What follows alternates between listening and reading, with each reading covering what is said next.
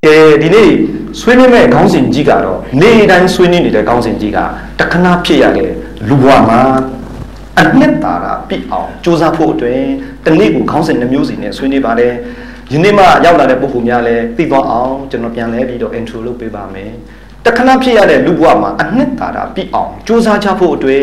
တနေ့ကိုခေါင်းစဉ်နှမျိုးနဲ့ပထမဆုံးနေ့ကဗုဒ္ဓသာသနာတော်ရဲ့အနှစ်ချုပ်ဆိုတာဆွေးနွေးပြီးတော့ဒုတိယမှာဗုဒ္ဓဘုရားရှင်ရဲ့အဆုံးအမတော်တို့သည်ဘုဒ္ဓတရားယုံမဟုတ်ဘူးလက်တွေ့လက်ကျက်ရနဲ့အကျိုးရှိအောင်မိမိအကျိုးအများကျိုးလောကီလောကုတ်ပစ္စုပန်တသံတရားလုံးတွေအကျိုးရှိအောင်အသုံးချကြပါစို့ဆိုပြီးဒုတိယခေါင်းစဉ်ဖြစ်ခဲ့ပါတယ်။နောက်မနေ့ကဒုတိယရက်မှာကြတော့ပထမအနေနဲ့နောင်တများလိုက်ကြပါနဲ့လို့နောင်တများစေခြင်းကျိုးငါဆွေးနွေးပြီးတော့ဒုတိယမှာကြတော့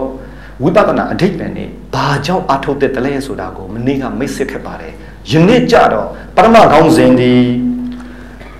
မှန်တူရှင်ဝိပဿနာဘာဝနာဆိုတဲ့ခေါင်းစဉ်နဲ့ပထမဆွေးနွေးပါမယ်ဒုတိယကြတော့မှပဲတရားအထုတ်ချင်လာတဲ့ပုဂ္ဂိုလ်တို့ဒီညီတို့သောအချက်လက်များကိုတော့မလွဲမသွေသိထားတတ်တယ်ဆိုတာကိုဓမ္မအထုတ်ကြမဲ့ဓမ္မဆိုင်ရာအချက်လက်များပေါ့ယောဂီများသိတဲ့ဓမ္မဆိုင်ရာအချက်လက်များဆိုပြီးတော့ဒုတိယခေါင်းစဉ်အနေနဲ့ကျွန်တော်စုဆောင်းထားပါတယ်ကဲဒါကြောင့်မလို့ပထမခေါင်းစဉ်ဖြစ်တဲ့မှန်တူရှင်ဝိပဿနာဘာဝနာဆိုတဲ့ခေါင်းစဉ်ကိုဆွေးနွေးတဲ့အခါမှာမနေ့က intro လုပ်ခဲ့တဲ့အတိုင်းပါပဲဝိပဿနာဆိုတဲ့အဓိပ္ပာယ်ကိုသိဖို့လိုပါတယ်ပြီးတော့မှန်ရမယ်တူနဲ့ဖြစ်ပြီးရှင်းလင်းဖြစ်ရမယ်ဖြစ်ပါတယ်ဒါကြောင့်မလို့မှန်တူရှင်းလို့ခေါင်းစဉ်တတ်ထားခြင်းဖြစ်ပါတယ်ဒီလိုဆိုရင်ဝိပဿနာဆိုတဲ့အဓိပ္ပာယ်ကိုမနေ့ကပြောခဲ့တာကိုပြန်ပြီးဖော်ဆောင်ရင်မဟာပฏิပဋ္ဌာန်ဆိုတဲ့ဘုရားရှင်ကိုယ်တော်မြတ်ရဲ့သာသနာတော်ရဲ့အနှစ်အချုပ်မှာ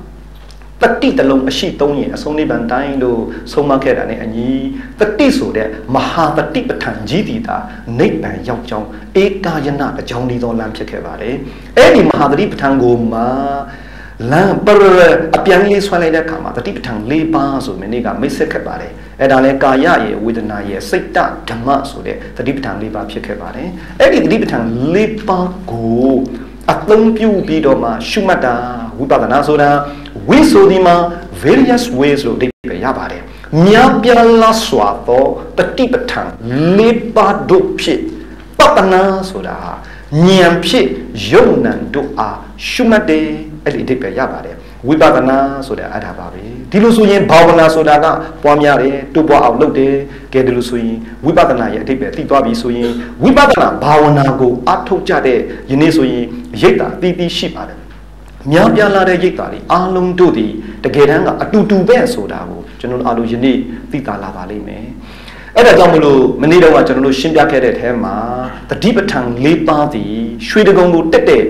မုတ်လေးမုတ်နဲ့တူတယ်လို့လည်းကျွန်တော်နိုင်ရှင်ခဲ့တယ်ဒီနေ့ကြည့်ရအောင်တတိပဋ္ဌာန်နဲ့အားထုတ်ကြမဲ့ပုဂ္ဂိုလ်တို့သည်ဘယ်မုတ်ကတက်တဲ့အားလုံးတို့သည်အတူတူပဲဘယ်တတိပဋ္ဌာန်နဲ့သွားနောက်ဆုံးကြလို့ရှိရင်နိဗ္ဗာန်ဆိုတဲ့ပန်းတိုင်ကိုမလွမ်းသွေရောက်ကြပါတယ်အဲ့ဒါလည်းပဲအားထုတ်လာတဲ့အခါမှာအားလုံးသိတာလာပါတယ်ကဲဒီလိုဆိုရင်ရွှေတကုံမုတ်ကို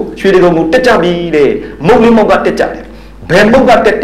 ပြီးမိမိနဲ့နီးတဲ့အပေါက်ကနေပြီးမုတ်ကနေမိမိတက်ကြခြင်းဖြစ်ပါတယ်အဲ့လိုတက်လာတဲ့အခါမှာအရှိဖမုတ်ကတက်တဲ့ပုဂ္ဂိုလ်ကအရှိဖမုတ်မှာရှိတဲ့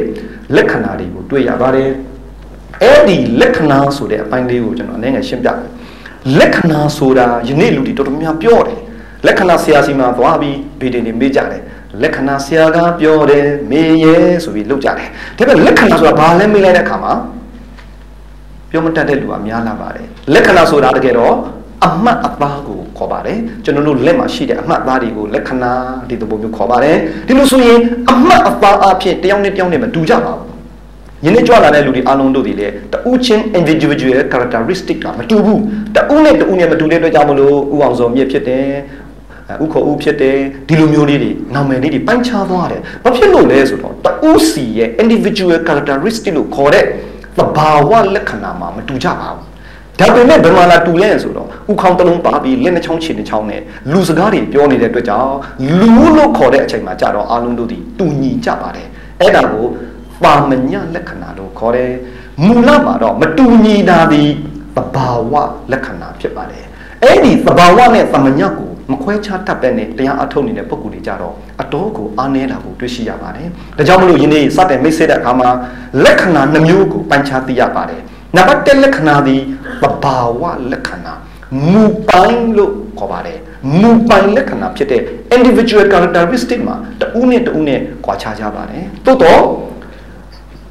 အဲ့ဒီတူနဲ့တူတို့ဒီအလယ်မှာလာပေါင်းတဲ့ခါကျတော့လူဆိုတဲ့နေရာမှာကြတော့အလုံးတူဖြစ်ပါပြီအဲ့ဒါကိုကြတော့ပုံမှန်လို့ခေါ်ပါတယ်ဒါကိုကြတော့ပါမညလက္ခဏာတဲ့ဒါကြောင့်မလို့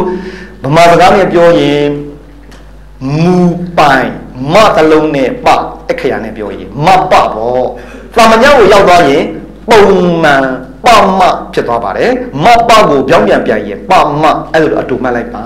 ကဲသဘာဝလက္ခဏာကြီးမူပိုင်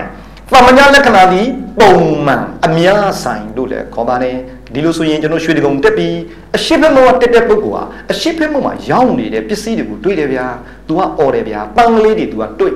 ဟာပန်းကလေးတွေတွေ့ပြီဗျာអော်ပါတယ်မှန်တယ်ဗျာ तू တွေ့တာပန်းကိုတွေ့ဘာဖြစ်လို့လဲဆိုတော့အရှိဖက်မောရဲ့သဘာဝလက္ခဏာကပန်းကလေးတွေတွေ့တယ်အနောက်ဖက်မောကတက်လာတဲ့လူကြတော့ကြေးစီလေးတွေရောက်နေတာတွေ့တော့ तू ကလည်းပဲ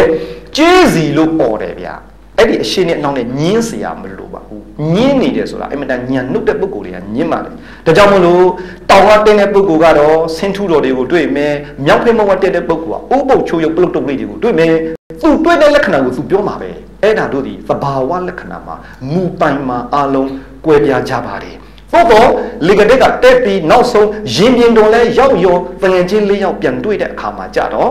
အတူတူဖြစ်သွားပါပြီအဲ့ဒီချိန်ကျရင်သာမညလက္ခဏာပုံမှန်လက္ခဏာကိုရောက်ရှိကြတာကြပါတယ်ဒါကြောင့်မလို့ဒီနေ့ရိတ်တာအသီးသီးတို့တွင်အားထုတ်နေကြတဲ့ပုဂ္ဂိုလ်တို့သည်တဦးနဲ့တူနဲ့ညီကိုမောင်နှမတွေတူတူပဲတခီးလဲသွားတဲ့လူတွေပဲလို့ယူဆပါဒါကြောင့်မလို့ညင်းနေတယ်ဆိုတဲ့ပုဂ္ဂိုလ်တို့သည်သဘာဝလက္ခဏာမှာသူတို့ညင်းကြလိမ့်မယ်မတူတာပဲရိတ်တာတစ်ခုနဲ့ဥပမာကာယသတိပဋ္ဌာန်နဲ့အားထုတ်တဲ့ပုဂ္ဂိုလ်ကကာယသတိပဋ္ဌာန်အလိုက်ဝေဒနာစိတ်ဓမ္မမတူကြပါဘူးဒီလိုဆိုရင်ချွင်းချက်နေတဲ့ခါပြန်ကြည့်အောင်ရိတ်ပါတစ်ခုတည်းမှာပင်လျင်တယောက်နဲ့လက္ခဏာတို့ဒီမတူနိုင်ပါဘူးဥပမာပထဝီဓာတ်ကဖောက်ပြန်တဲ့ပုဂ္ဂိုလ်ကပထဝီဓာတ်ရဲ့လက္ခဏာတွေပေါ်ပြီးဒီလိုပဲအာပေါ်တေဇောဝါယောမတူနိုင်ပါဘူးဒီလိုပါပဲဒါကြောင့်မလို့သဘာဝမှာအလုံးကွာပြီးပါမညကြတော့အလုံးတူတယ်ဆိုတာကိုသိအောင်ပါမညလက္ခဏာ